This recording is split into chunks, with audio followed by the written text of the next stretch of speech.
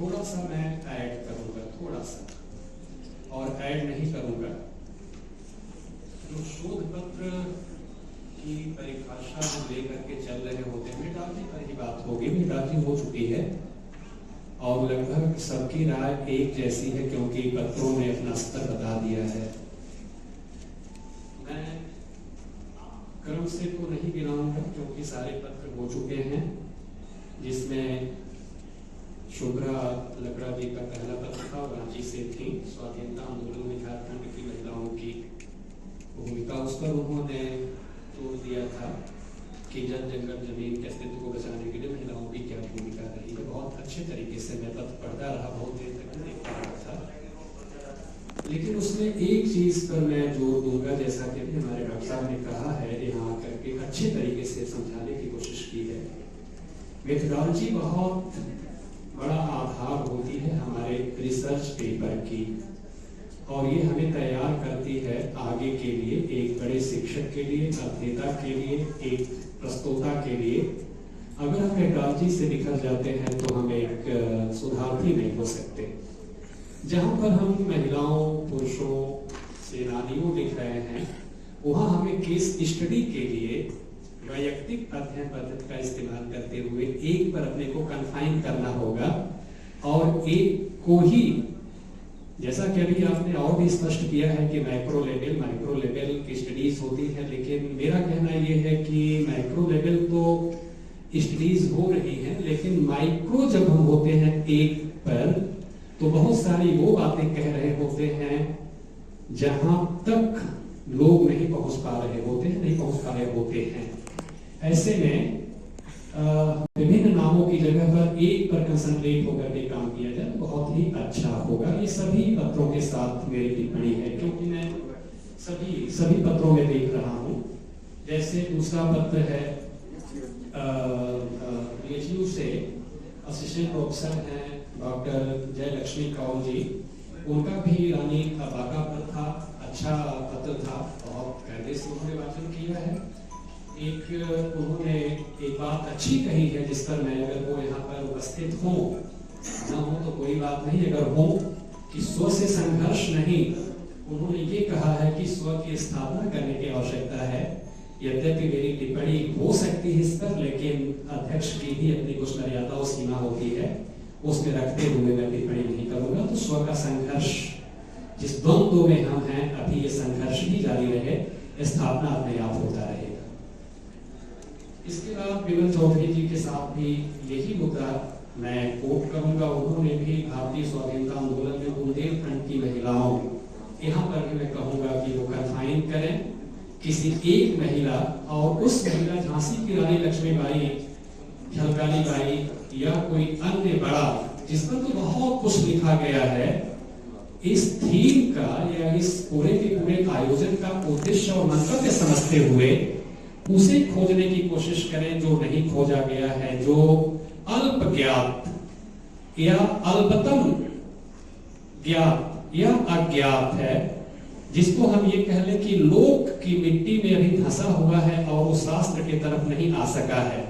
तो लोक से निकाल करके शास्त्र की तरफ ले आने के लिए जिस जद्दोजहद की जरूरत हो रही है, उसकी कोशिश करनी है हमें, जिसके लिए लोक में उतरना होगा, लोक में जाना होगा और जन संपर्क कर वहां की माटी से वहां की धाती को निकालना होगा। ये हमारी आप लोगों से विनती होगी, क्योंकि जो मंतव्य चल रहा है जिसमें छूटे हुए लोग हैं उनके बारे में बात कर रहा हूं।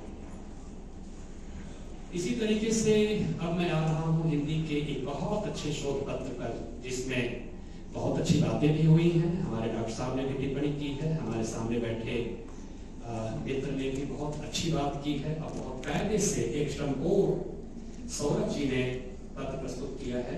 आपको धन्यवाद, बहुत अच्छा पत्र था।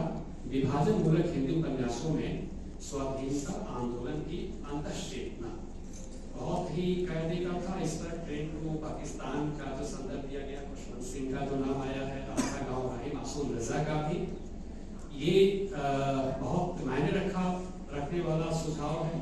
वैसे सुधार्थी की अपनी एक सीमा होती है, वो कितना कोट कर सकेगा। ये कोटेशन की चीजें हैं, जो संदर्भों में लेने की चीजें हैं, लेकिन हम आपके लिए भी ये कहेंगे कि विभाजन मूलक हिंदी उपन्यास में स्वाधीनता आंदोलन की अंतश्चेतना, आपको भी एक उपन्यास को कन्फाइन करना होगा और उसके रेफरेंसेस जितने लेकर के आने होंगे वो रेफरेंसेस हम लेकर आएंगे, जिसमें खुशवंत भी आएंगे, आधा गांव राशि इब्राहिम मासूम रजा भी आएंगे, एटसेट्रा एटसेट्रा एटसेट्रा।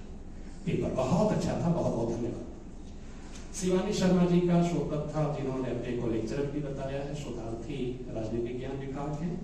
स्वतंत्रता आंदोलन में महिलाओं की भूमिका, फिर वही बात रिपीट होगी, रिपीट नहीं करना चाहूंगा, किसी एक महिला पर कंसंट्रेट करना है और वो भी इस थीम के परिप्रेक्ष्य में, जो थीम है जिसमें हम अल्पज्ञात या उन्हें खोजे जो हमारे द्वारा शास्त्र का विषय नहीं बन सके हैं, पुस्तकबद्ध नहीं किए जा सके हैं, तब हमारा अभिप्रेत पूरा होगा।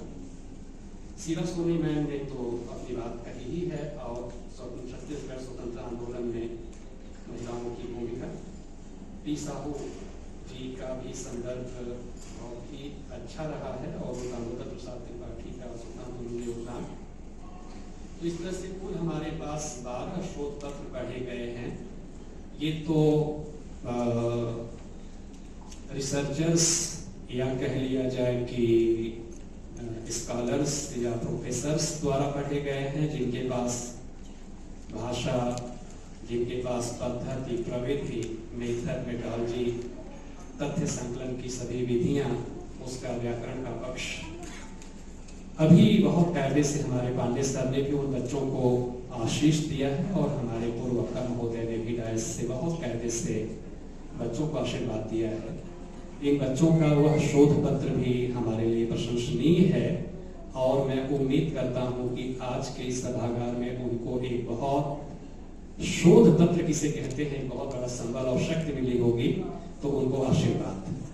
तो मैं भाई नितेश, जो हमारे प्रिय हैं, हमारे अनुज हैं और हमारे विद्यार्थी भी हैं और जिस पांडे सर से हमने आशीर्वाद दिलवाया है उनके सीधे सीधे विद्यार्थी हैं, आपकी पीएचडी पांडे सर के साथ है। तो हम लोगों को यहाँ पर बुलाने और इकट्ठा करने का सारा श्रेय इस अंतर्राष्ट्रीय संगोष्ठी के संयोजक डॉक्टर नितेश जी को जाती है। तो नितेश जी को विशेष रूप से धन्यवाद देते हुए मैं अपनी बात को समाप्त करता हूँ।